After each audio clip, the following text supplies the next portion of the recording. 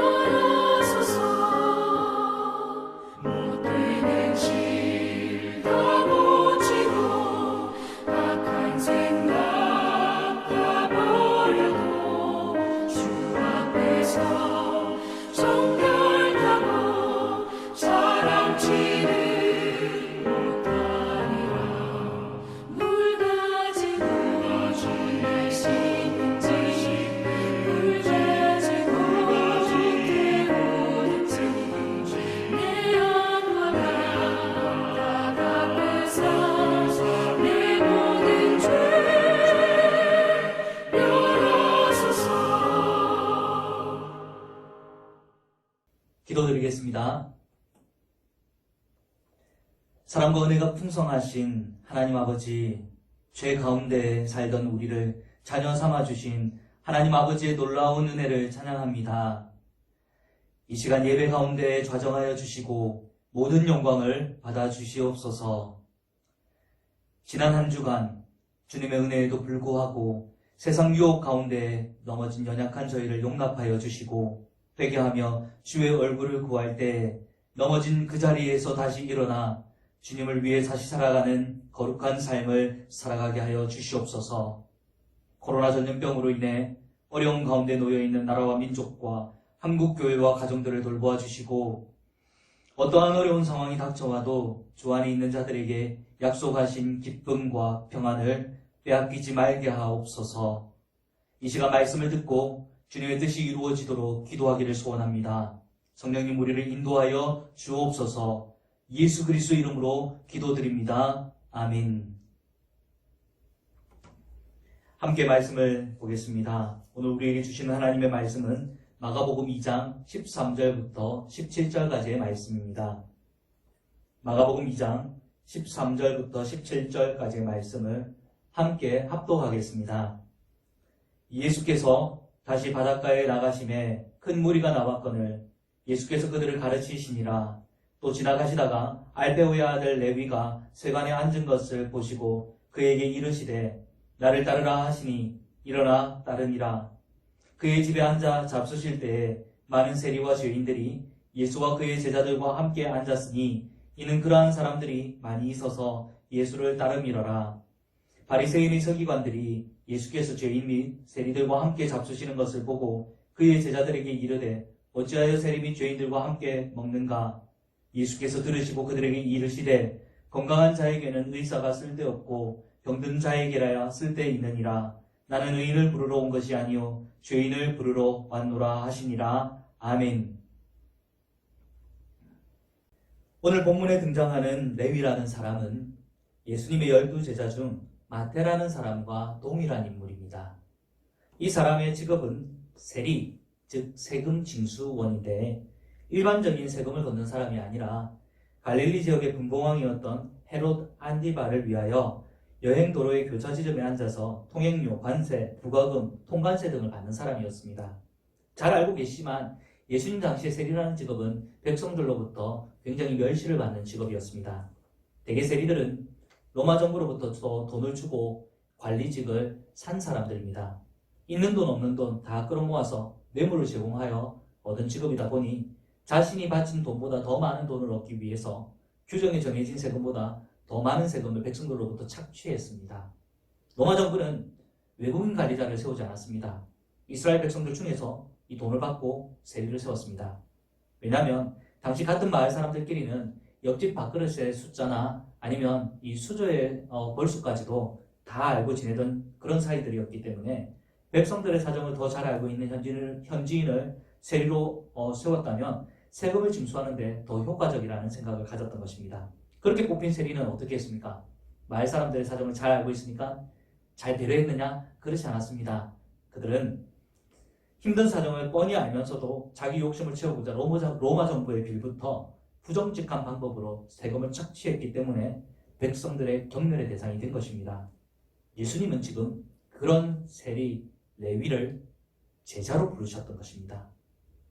오늘 저와 여러분이 이 부분에 대해서 주목해서 살펴보았으면 좋겠습니다. 그 부르심을 받은 레위는 어떤 반응을 보였습니까? 쇠반을 떠나 예수님을 따라갔더라는 것입니다. 여러분, 하나님은 정말 죄인을 사랑하십니까? 죄인과 가까이 하기를 원하시는 분이 하나님 맞습니까? 잘 생각해 보십시오. 하나님은 노아 시절에 어떤 일을 하셨습니까? 사람들이 하나님을 떠나서 자기 눈에 좋아 보이는 대로 결혼을 하고 방탕하게 살았을 때 그 사람들을 모두 홍수로 심판하신 분이 하나님이십니다. 동성연의 음란이 가득한 소돔 고모라 땅을 불심판으로 멸망시키기도 하셨습니다. 그 아들 예수님은 바리새인과 서기관들에게 독사의 자식들아 라고 말씀하시며 죄인들을 꾸짖으시기도 하셨습니다. 성전 내에서 재물을 매매하고 환전하고 있던 그런 상인들에게 어떻게 하셨습니까? 상을 뒤엎어버리시고 채찍질을 하시며 진노를 내셨던 분이시죠. 성경 곳곳에는 하나님께서 죄인을 심판하시고 징계하시는 모습들이 가득합니다. 그런데 오늘 본문을 보시면 부정직의 대명사인 세리를 주님께서 제자로 부르셨습니다. 부르셨을 뿐만 아니라 세리와 그의 동료들인 죄인들을 예수님 자신의 자택으로 초청해서 식사 대접까지 하셨습니다. 마가복음 2장 15절 같이 보겠습니다. 그의 집에 앉아 잡수실 때에 많은 세리와 죄인들이 예수와 그의 제자들과 함께 앉았으니 이는 그러한 사람들이 많아서 예수를 따름이러라. 그의 집에 앉아 잡수실 때, 여기에서 사용된 그라는 단어는 누구입니까? 그의 집. 누구 집입니까? 누구 집에서 지금 식사를 하고 있는 거죠? 레위의 집입니까? 예수님의 집입니까? 그 뒤에 부분을 보시면은 그가 누구인지 나와 있죠. 많은 세리와 죄인들이 예수와 그의 제자들과 함께 앉았으니, 또 여기에 그라고 나와 있죠. 그가 누굽니까? 예수와 그의 제자들. 예수님이죠. 지금 식사를 누구 집에서 하고 있는 것입니까? 예수님 집에서 지금 하고 있는 것입니다. 예수님께서 자신의 집에 레위와 죄인들을 초청하셔서 대접을 하신 것입니다. 의문이 생깁니다. 지금까지 하나님께서 심판하신 그 멸망당한 죄인들과 예수님께서 자택으로 초청해서 식사 대접까지 받은 죄인들은 도대체 어떤 차이점이 있는 것입니까? 과연 하나님은 죄인들을 심판하기 원하시는 분입니까? 아니면 죄인들과 가까이 하기를 원하시는 분이십니까? 본문을 한번 더 깊이 살펴보면서 이러한 질문에 대해서 스스로 답변해보며 나갈 때 큰 은혜가 있는 줄 믿습니다. 자, 당시 이스라엘 사회, 그 사회에서 식사를 같이 한다는 것은 어떤 의미입니까? 굉장히 친밀한 사이라는 것을 의미합니다. 예수님과 식사 교제는 하나님과 함께 하는 것, 하나님과의 친밀한 교제, 하나님과 동행한다는 것을 의미한다고 할 수 있습니다. 오늘날 많은 사람들이 하나님과 동행하고 싶다는 고백을 합니다. 물론 진짜 동행하기를 원하느냐? 그건 그렇지 않다고 생각합니다. 왜 그렇습니까? 하나님과 동행한다는 것을 하나님과 동행한다는 것이 좋다는 것은 알지만 하나님과 동행하기 위해서는 꼭 해야 될 한 가지 일이 있습니다. 그게 무엇입니까?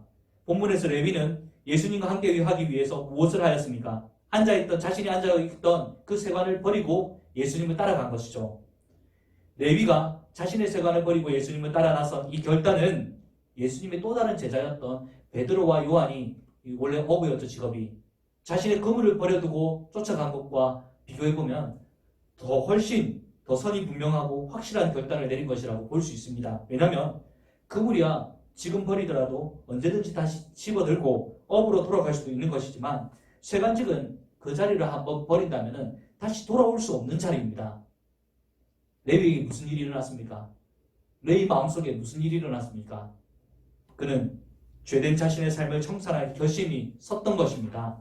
말로만 한 것이 아니라 나를 따라오라 순종하신 예수님께, 순종을 요구하신 예수님께 믿음의 행위인 행함으로 그 결단을 보여드린 것입니다. 여러분, 하나님과 동행하기를 원하십니까? 하나님과 더 친밀한 교제를 가지기 원하십니까? 그렇다면 저와 여러분이 해야 될 일이 한 가지 있습니다. 무엇입니까? 우리 옛사람을 버려야 된다는 것입니다. 더 이상 옛사람에 대해서 미련을 가지지 않는 것입니다. 믿음은 순종과 결코 따로 구분해서 말할 수 없는 것입니다. 우리의 마음을 다하시는 하나님께서는 그 믿음의 행위인 결단에 순종하는 행위를 보기를 원하십니다. 또 한 가지, 하나님께서 죄인들과 함께 하기를 원하심에도 불구하고 죄인들이 하나님과 함께 하기를 꺼려하는 또 한 가지 이유가 있습니다. 바로 죄인들에게 있는 수치심과 두려움과 교만함 때문일 것입니다. 오늘날 많은 사람들이 하나님께서 죄인을 가까이 하신다는 설교를 듣고 지적으로는 동의를 합니다. 그러나 진짜 자신이 죄인인 것을 깨달았을 때 하나님께 더 가까이 가는 사람은 드뭅니다. 여러분 자신에게 있었던 일들을 한번 생각해 보십시오. 떠올려 보십시오. 자신이 죄인이라는 사실과 영혼 구원을 위해서는 예수 그리스도 한 분, 그 한 분만이 필요하다는 사실을 처음 깨달았을 때 여러분 마음속에, 우리 마음속에는 어떤 마음이 일어났었습니까? 그동안 자신이 저질렀던 수천 가지 죄악들이, 더러운 죄악들이 생각나지 않았습니까? 추악간죄를 지으며 살아왔던 자신이 도저히 용서받을 수 없는 사람이라고 생각되지 않았습니까? 혹시? 그래서 스스로의 죄 때문에 스스로 고통받아야 된다고 생각한 적은 없으십니까? 자기 힘으로 이 문제를 개선하고자 스스로 노력했던 적은 없으십니까? 하나님의 은혜를 받아들이기 힘든 상태를 말하는 거죠. 그런데 성령님께서 우리 모두의 마음속에 믿음을 주신 후에 어떻게 되었습니까? 하나님의 은혜를 받아들여서 도저히 이해할 수 없었던 복음을 우리 모두 믿음으로 받아들이게 되었던 것입니다. 자, 그러면 더 중요한 것은요. 그리스도인이 된 이후에는 어떻게 됐습니까? 그리스도인이 된 이후에는 하나님과 동행하는 삶이 가능하다고 생각하십니까? 이제 하나님께서 하나님과 함께 동행하는 삶이 가능하다는 생각하는 사람이 많을까요? 아니면 은혜로 구원은 받았지만 나 같은 사람은 하나님과 동행하는 수준에 이르기는 어렵다는 생각을 더 많이 합니까? 아마도 후자가 아닐까요? 번번이 실패한 부끄러운 모습을 불쌍히 여겨주시고 하나님의 영광에 먹칠하는 사람만 되지 말게 해달라고 그렇게 기도하는 사람이 더 많이 있지 않겠습니까? 여러분, 비록 부끄러운 모습 투성이지만 하나님은 그런 우리를 자녀로 불러주셨습니다. 하나님이 우리를 자녀로 불러주신 목적이 있습니다. 무엇입니까? 우리와 교제하기 위해서라고 성경은 말하고 있습니다. 고린도전서 1장 9절 너희를 불러 그의 아들 예수 그리스도 우리 주와 더불어 교제하게 하시는 하나님은 미쁘시다. 미쁘시다는 신실하시다는 말이죠. 여러분, 이 말씀이 처음 누구에게 주어진 줄 아십니까? 예수님을 전혀 알지 못하던 극악무도한 강도에게 주어진 말씀이 아닙니다. 고린도 교회 성도들에게 지금 이 말씀을 주셨습니다. 고린도 교회 성도들이 어떤 사람들이었는지 여러분 알고 계시죠? 예수님을 영접한 후에 하나님 말씀대로 신실하게 살아가던 사람들입니까? 아니죠. 그들은 전혀 그렇지 않았습니다. 그들은 회심 이후에도 많은 죄를 짓고 교회 안에서 여러 가지 문제를 일으킨 사람들입니다. 사도 바울은 고린도전서를 통해서 교회 안에서 일어난 입에 담지도 못할 추악한 죄와 온갖 문제에 대한 성경적인 지침을 내려주기 위해서 이 편지를 쓴 것입니다. 자기 아버지의 새아내와 동침한 막대먹은 아들까지 존재하는 교회가 바로 고린도 교회였습니다. 그런 고린도 교회 성도들에게 바울이 지금 뭐라고 말씀하고 계십니까? 하나님께서 너희들을 부르신 이유는 너희와 교제하기 위해서다라고 말하고 있는 것입니다. 사랑하는 시작교회 성도 여러분, 하나님께서는 죄인들을 심판하기 원하시는 분입니까? 아니면 죄인을 가까이 하기를 원하시는 분입니까? 마가복음 2장 16절과 17절 두 절을 같이 읽어보겠습니다. 바리새인의 서기관들이 예수께서 죄인 및 세리들과 함께 잡수시는 것을 보고 그의 제자들에게 이르되 어찌하여 세리 및 죄인들과 함께 먹는가? 예수께서 들으시고 그들에게 이르시되 건강한 자에게는 의사가 쓸데없고 병든 자에게라야 쓸데있느니라. 나는 의인을 부르러 온 것이 아니요 죄인을 부르러 왔노라 하시니라. 아멘. 하나님은 죄인을 가까이 하기를 원하시는 분입니다. 예수님께서 이 땅에 오신 이유는 죄인을 부르시기 위해서입니다. 바리새인과 서기관들은 이러한 예수님을 오해해서 죄인들과 먹고 마시고 즐기기를 좋아하는 사람이라고 말했습니다. 여러분, 예수님께서 죄인들을 부르신 이유가 무엇입니까? 먹고 마시고 즐기기 위해서 예수님 그들을 부르셨습니까? 그것이 아니죠. 그들에게 하나님의 사랑을 깨닫게 해주셔서 마음문을 활짝 열고 의사이신 예수님께 그들의 병을, 그들의 죄를 가지고 나와서 치료를 받게 하기 위함인 것입니다. 아무리 많은 죄를 저질렀다고 해서 하나님 앞에 나오는 것을 주저하지 마십시오. 아무리 죄 지은 자신이 추악하게 느껴진다고 하더라도 하나님께 나오는 것을 주저하지 마십시오. 솔직하게 있는 모습 그대를 인정하고 나와 주님께 고쳐달라고 간구드리면 우리 주님은 우리를 고쳐주시는 너무나 좋으신 우리 영혼의 의사 선생님이십니다. 이제 말씀 마치겠습니다. 오늘 우리는 예수님께서 레위를 부르시는 사건을 통해서 두 가지 교훈을 얻었습니다. 첫 번째, 하나님과 함께하기 위해서 우리가 해야 할 일이 있는데 그 한 가지가 무엇입니까? 세리였던 레위가 세간을 버린 것처럼 우리 옛사람을 버려야 된다는 말이죠. 두 번째, 자주 죄를 짓고 살아가는 연약한 사람일지라도 하나님은 그런 우리와 교제하기를 원하시는 분이라는 것입니다. 여러분, 하나님은 언제나 우리와 교제하기 원하시는 분입니다. 그런 하나님 앞에 나가는 것을 주저하지 않고 나아가시는 저와 여러분 모두가 되시기를 주님의 이름으로 축복드립니다. 아멘. 기도하겠습니다. 우리가 아직 죄인 되었을 때 그리스도께서 우리를 위하여 죽으심으로 하나님께서 우리에 대한 자기의 사랑을 확정하셨느니라. 아멘. 주님이 우리를 어떻게 사랑하셨는지 늘 기억하며 주께 더 가까이 나아가 주의 얼굴을 구하는 주의 자녀들이 되게 하여 주시옵소서. 한 주간 어떠한 자리에서도 하나님을 구하게 하옵소서. 특별히 육적인 질병과 정신적인 질병으로 고통당하고 있는 성도들의 상한 몸과 마음을 어루만져 주시고 치료하시는 하나님, 여호와 라파의 하나님을 경험하게 하옵시며 가정의 경제가 무너져 막막한 현실 속에서도 주님의 얼굴을 구하게 하여 주옵소서. 우리 어린 자녀들을 돌보아 주십시오. 특히 믿음이 연약한 가정들의 어린아이들을 우리 주님께서 직접 신방해 주시고 이를 위해서 준비한 신앙교육을 통해 어려운 여건 속에서도 그들의 신앙이 자라나는 은혜를 허락하여 주옵소서. 코로나19 전 세계에 돌고 있는 이 전염병과 우리 심령 속에 퍼져 있는 영적인 전염병을 물리쳐 주시고 다시 회복해 주실 것을 바라봅니다. 이 모든 말씀 우리 주 예수 그리스도 이름으로 기도드립니다. 아멘.